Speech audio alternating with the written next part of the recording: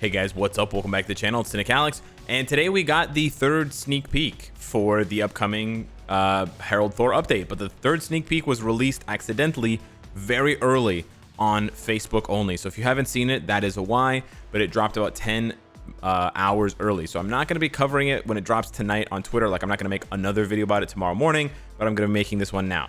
So the text here says that a decrypted message detects a new threat requiring our agents' attention. Looks like we have a new mission, agents. And then we have the 7-second video with no sound yet, and it's got some code a la the Matrix, and you see the words SHIELD campaign initiated, and then you see the SHIELD logo again. Now, this could mean a couple of different things, but I'm pretty sure, my guess and a lot of players' guess, SHIELD campaign is immediately going to mean that the story mode SHIELD chapter is going to be added, the true SHIELD, with the adventures of the agents of SHIELD soon arriving. So that means that, you know, like the All War that was introduced 6 months ago, we're going to be getting the true SHIELD introduced with the campaign mode and the alter mode, which is awesome. Now, what can you do to prepare for this? Well, we know that if this new story mode is going to follow the same structure as the other ones, that you're going to want to have specific tier 3 characters in order to take advantage of the daily fragment farming system. So I told you guys a couple days ago when we knew that it was Herald Thor, stop tier 3ing any universals because we don't know how good Thor is going to be with his Herald uniform. So you want to save your universal books in case he's really good and you want to build him up. However, you should probably just do the same for all characters. It's only about a week until the next update, presumably, given the pace of everything and given the timer on the event quest. The pre-event quest only has 5 days left, so that's how long you have to wait. So my advice to you, if you want to make the most out of this new SHIELD campaign and these new missions, you should basically not tier 3 or awaken any characters to basically just hoard as many resources as possible, because, and I'll give you the because here. So for the All War alternate ultimate mode, you do need specific characters. I haven't been playing it because I don't have Spider-Woman, but for example, you need Jean Grey and Black Widow for this one. You need Thor, Cyclops, and Beta Ray Bill for this one, Beta, Ghost Rider, and Blue Dragon for this one, and then Apocalypse, Black Widow, and Luna for this one. So there is some overlap, but for me, I don't really want to play it unless I have all of the characters, and because I'm missing one of them, for me, I've just avoided it. But I probably should do it. I probably should at least farm the 3 stages where I have all of the characters, because if you have all 3 of the characters, tier 3 or awakened or transcended, then you can guarantee yourself the story fragment. And the story fragment for the All War is really good. You get a mythic Uru, which is not bad, for free every day, 1, and then you have a chance to get an Odin's Blessing. I've gotten 3 or 4 Odin's Blessings from opening this chest about 50 times. So it's not you know, an impossible drop rate to get these. Now, we know that it's Odin's Blessings for this fragment, and we know that it's type enhancement kits for this one. Now, there's much more fragments for this one. There's 12 instead of 4, but you get type enhancement tickets or type enhancement mega tickets. So there's not that many items that they could have left. I really hope that they don't give us ISO, because we really don't need ISO, and the ISO drops would be really lame. The other 2 options, and the ones that I'm really hoping, and I speak for the majority of the community when I say it, I really hope it is comic cards and premium cards, and then 6-star obelisks and CTPs. So imagine, right? Imagine there's a different fragment system. Maybe there's 6 missions or 8 missions instead of 4. So there's more fragments to collect every day. But then in here, for this SHIELD story fragment chest, you have a chance to drop, you have a chance to drop 1 of each of the regular mythic cards, and then you have a small chance to drop 1 of the premium cards. So just imagine that the drop rate, right? It looks like this, where your regular drops are these cards here, right? These regular non-premium mythic cards. These ones right here, right? Just these regular mythic cards. And then the chance to drop these cards is also there, like there is a chance to drop Odin's Blessings. I really hope they do that. That would create more premium card and mythic card farming, which we desperately need given the new crafting system. So there's a lot of potential here. I really hope they don't go with ISO 8, because we really don't need any more ISO 8. We really need card farming badly.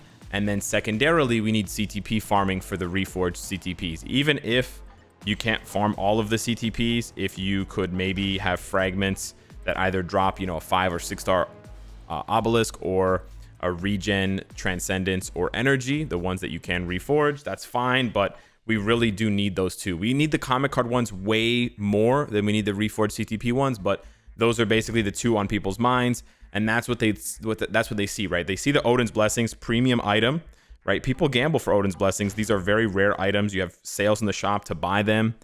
Hopefully they understand that we want the other two premium items, premium cards, CTPs, right there for that. So I'm personally really excited for that. We could also get some additional character reworks based on that. If this is going to be like a half Herald Thor and a half Shield update, we could see a tier 3 and a rework for Quake. We could see a tier 3 or a Transcendence and a rework for Sif. The reason why I bring up Sif again, even though I mentioned her yesterday, is because she was also part of the Shield, the Agents of Shield storyline in the original story for Marvel Future Fight. And you originally got her bios. You originally got Sif's bios from, where is Sif? You originally got Sif's bios from those chapters. So yeah, you can't see it anymore. But anyways, trust me, she was introduced. Her, Lincoln, Coulson, Quake, and Deathlock. Those 5 characters were introduced in an update together as a package. So they're sort of bridging those two. The Sif connects to Asgard, and then Sif also connects to Agents of Shield. But I'm really hoping, rewards-wise, that they do the right thing. So Marvel Future Fight devs, if you're watching, if you guys put ISO or another item that we don't want in here in these fragment collections for the next upcoming Shield campaign, please, you still have time to change it. Change it to mythic cards or 5-star cards and premium card rewards. We really need more options to farm those cards, and it encourages people to build up their roster for something more than just ABX, squad battle, null, and DRX, right? Because this is a single player type game mode. You don't have to be competitive. You don't have to worry about stuff. It's just a single player little farming campaign that you can do every day. It takes like 40 minutes. It's really fun. It takes probably less than 40 minutes, but it's really, really fun, and the rewards are good. And what I love about this system, I've made multiple videos talking about it, but what I just really love is you control your own destiny.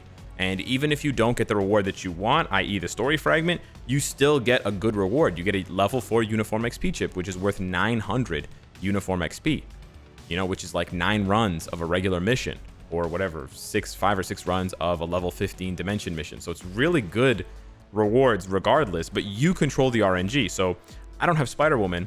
If I build her up and transcend her, then I give myself a 100% chance to get the fragment every single day from this mission, God of Deception.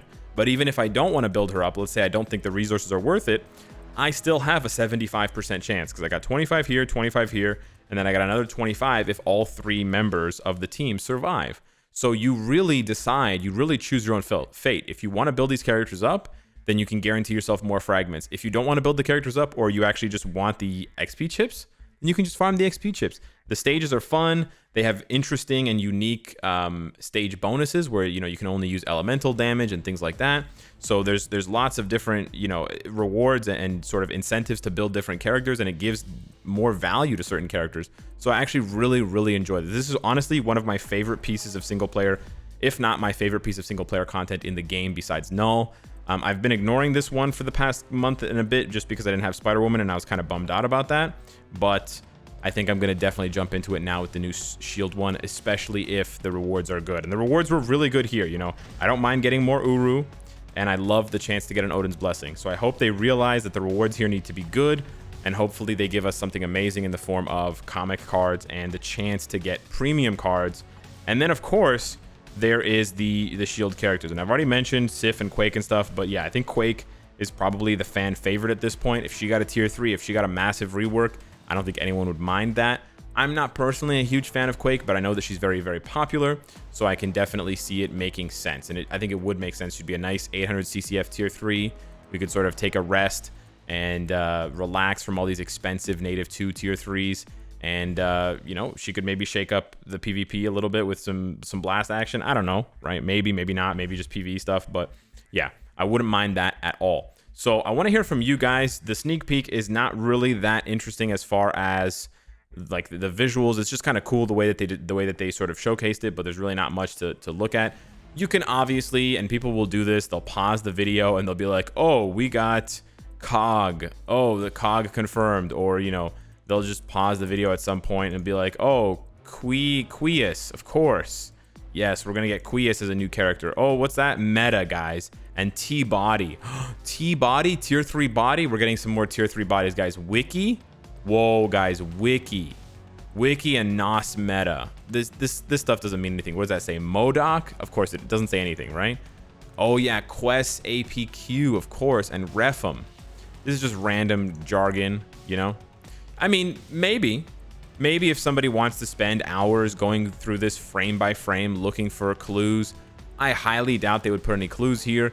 They use the word meta on purpose, and then they use the word box at one point. So they know for sure. You can see here it says box a bunch of times.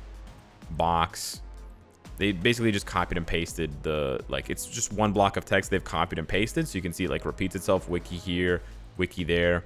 But yeah, they used meta and they use the word box. So they know, and that's why I made so much emphasis on it in the video. They know that we are looking forward to this box.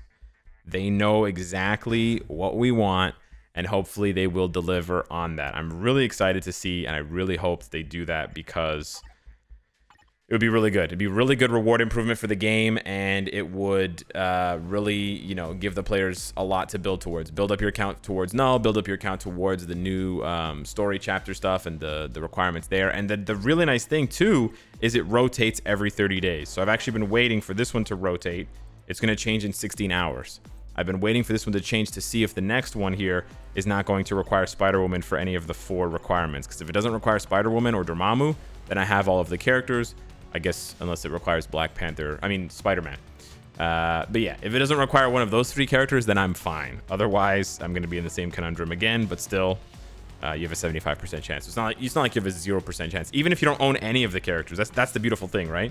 Even if I don't own any 3 of the characters, I have a 25% chance to get the fragment every single day. So really, really like the system. I love that they keep going back to it. I hope that they continue to improve on it. And I hope that we keep getting these story updates every 6 months because I think they're fantastic. So yeah, hit me up in the comments down below. Let me know what you think of this twist. This update is shaping up to be amazing. Classic, you know, massive reworks for classic characters and a new story mode, which means new content. That to me is perfect as long as there are good rewards.